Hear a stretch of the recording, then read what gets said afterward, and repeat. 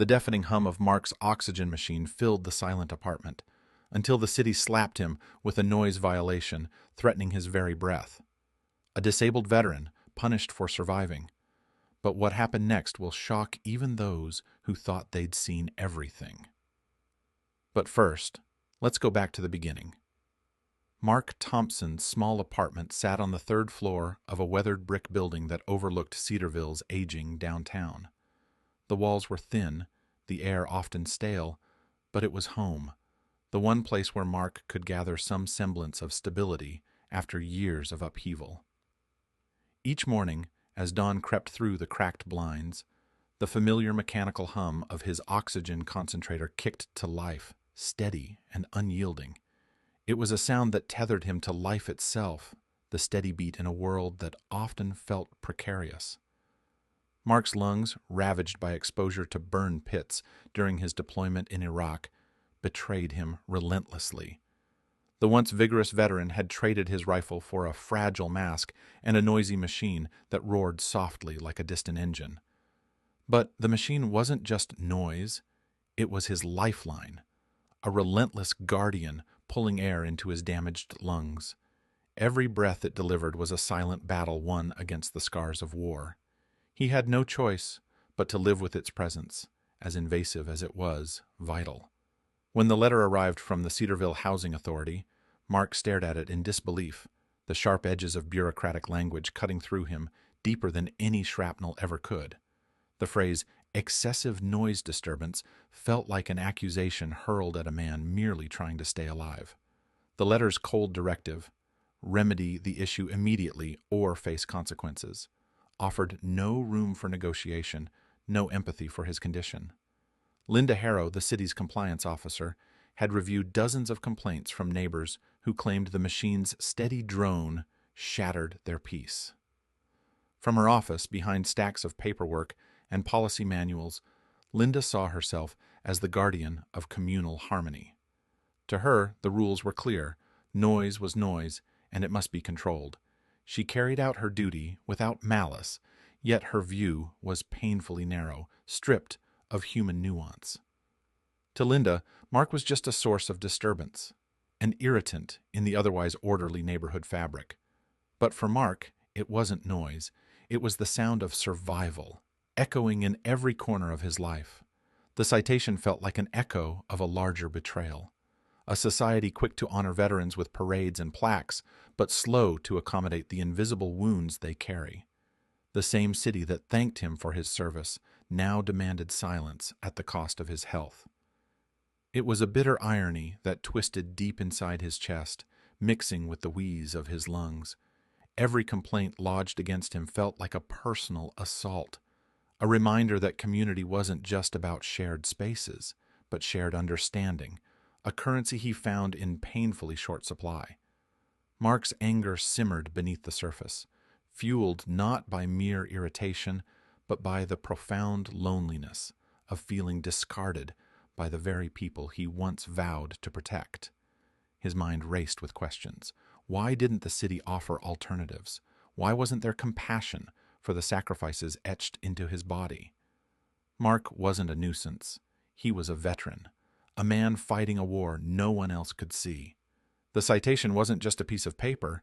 It was a statement of disregard, a symbol of a community that had lost its way.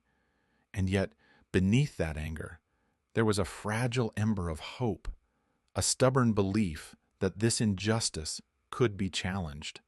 Mark knew he wasn't alone, that somewhere beyond those bureaucratic walls there were people who understood the cost of survival. But as the sun dipped low and the hum of his oxygen machine filled the apartment once more, the weight of isolation pressed hard, and Mark braced himself for the fight ahead. Word of Mark's citation reverberated swiftly through the tight-knit veteran community in Cedarville, sparking a wave of empathy that transcended the usual boundaries of acquaintance. For many, Mark's predicament was more than just an administrative hiccup. It was a stark emblem of the disconnect between those who serve and the civilian systems that often fail them once the uniform is folded away. Conversations ignited in local support groups, social media posts shared heartfelt outrage, and the issue quickly caught the attention of advocates who had long fought to bridge the gulf between veterans' needs and municipal bureaucracy. At the heart of this burgeoning support was the local Veterans Affairs Hospital, a place steeped in both the wounds and resilience of those who returned from combat. The hospital staff, many veterans themselves, understood that Mark's oxygen machine was not a nuisance. It was a lifeline. It was Dr. Sarah Collins, a respiratory specialist with years of experience treating service-related pulmonary ailments, who reached out directly. Her voice carried a rare blend of professional authority and personal compassion, reflecting a deep understanding not only of the mechanical necessity of Mark's oxygen, but also of the emotional toll exacted by his forced confrontation with the housing authority. Dr. Collins had recently overseen the trial rollout of a new generation of oxygen concentrators designed specifically for veterans burdened by older, louder models. These machines utilized advanced noise reduction technology developed in military medical research, silent units engineered to deliver the same critical oxygen flow without the invasive hum. Unfortunately, the scarcity of funding and the logistical challenges of distribution meant these units rarely reached veterans without persistent advocacy. Recognizing the urgency in Mark's case, Sarah promised an expedited delivery of one of these silent, military-grade oxygen machines to his apartment, free of charge. The moment was a rare beacon of hope, piercing through the suffocating fog of red tape and injustice.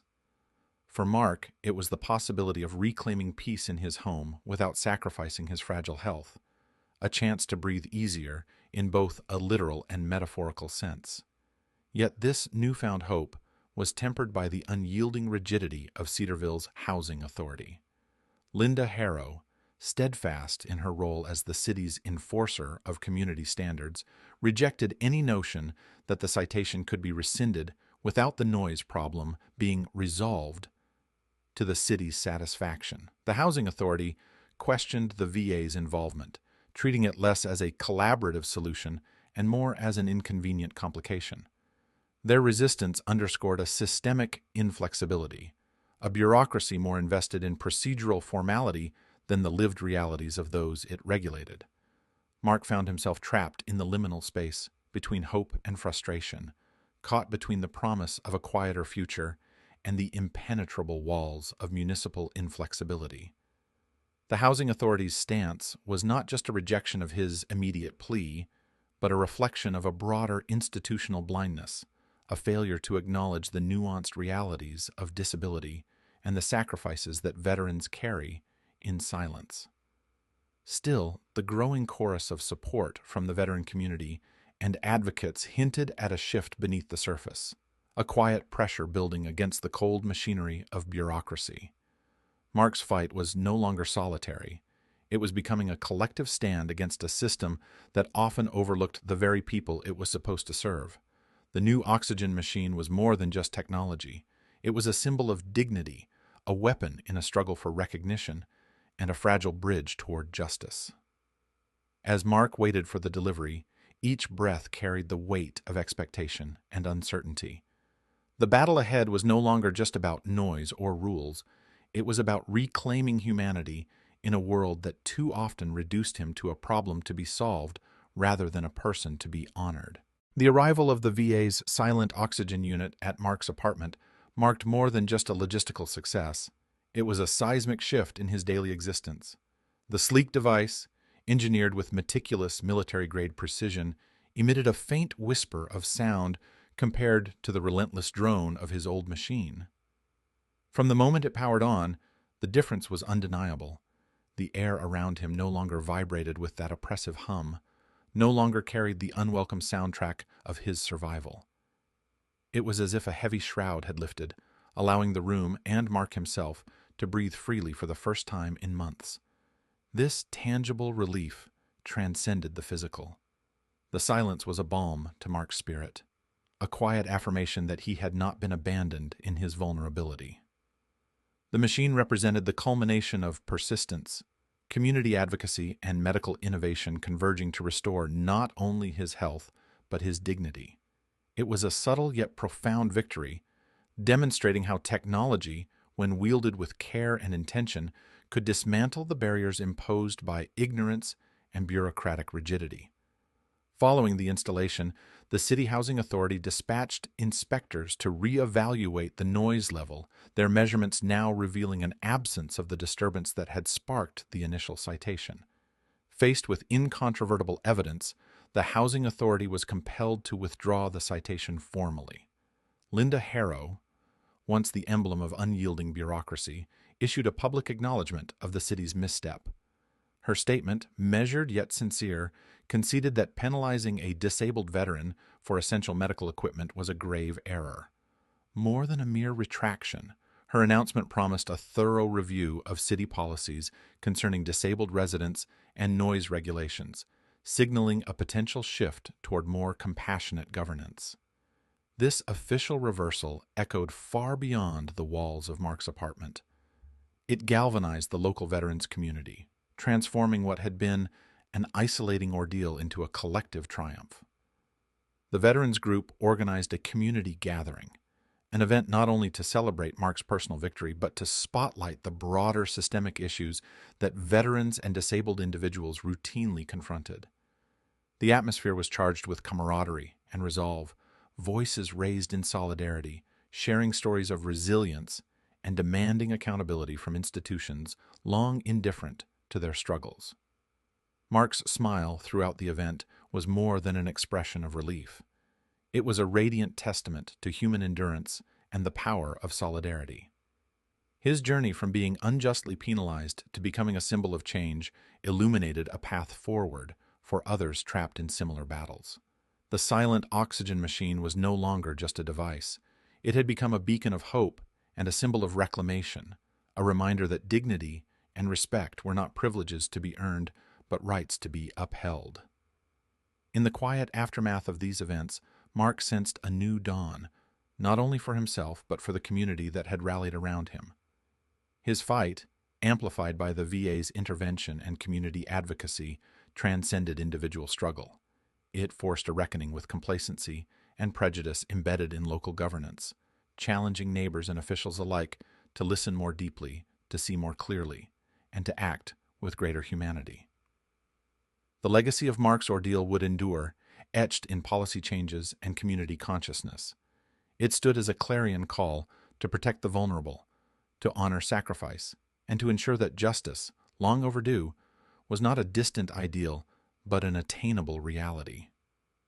In this new dawn, Mark breathed freely, buoyed by the knowledge that his resilience had reshaped not just his fate, but the very fabric of his community's conscience.